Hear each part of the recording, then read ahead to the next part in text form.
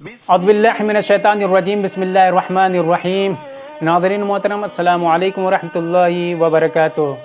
معرفِ قرآن کے عنوان کے تحت آج کا ہمارا موضوع قرآن سے انسیت۔ قرآن مجید وہ کتاب ہے جو لاریب ہے، جامع و کامل تابد زندہ رہنے والی کتاب ہے، اور یہ کتاب تمام انسانوں کی ہدایت کے لیے پروردگار عالم نے اپنے حبیب محمد مصطفیٰ صلی اللہ علیہ وآلہ وسلم کے قلب پر نازل فرمایا، اور یہ آیت اس بات کی طرف اشارہ کر رہی ہے کہ ھدی للناس، کہ یہ تمام انسانوں کے لیے ہدایت گر ہے۔ یہ قرآن کریم وہ نور ہے جو اندھیروں کو روشنی میں بدل دیتا ہے۔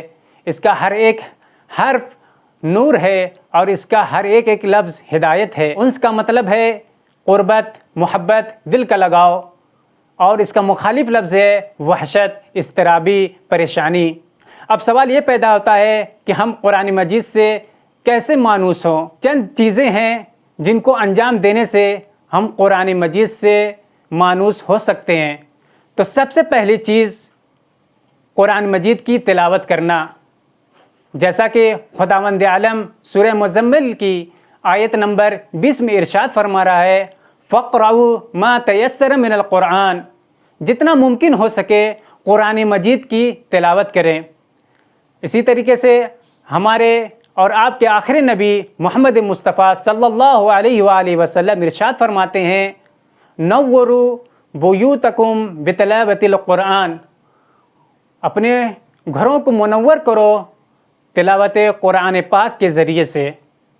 امام زین العابدین علیہ السلام کو قرآن سے اس قدر انسیت پائی جاتی تھی کہ آپ علیہ السلام ارشاد فرماتے ہیں کہ اگر مشرق سے لے کر مغرب تک سب لوگ مر جائیں اور میرے ساتھ قرآن ہو تو میں ہرگز وحشت زدہ نہیں ہوں گا۔ دوسری چیز قرآن مجید کے دستورات پر عمل کرنا۔ تیسری چیز قرآن میں تدبر، غور و فکر کرنا۔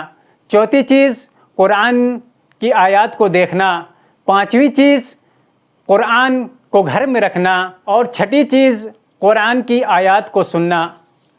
آج ہم بھی اگر اپنی زندگی میں قرآن کو منیس بنا لیں، قرآن مجید کی روزانہ آیت کی تلاوت کریں اور اس میں غور و فکر کریں، تو ہم بھی دنیا کی تمام مشکلات سے نجات پا سکتے ہیں۔ خداوند عالم سے دعا کرتے ہیں کہ پروردگار عالم ہمیں توفیق دے، ہم ہر روز ہر دن قرآن مجید کی زیادہ سے زیادہ تلاوت کرنے کے ساتھ ساتھ اس میں تدبر، غور و فکر کر سکیں۔ وصلی اللہ علی محمد وآل محمد وعجل فرجہم۔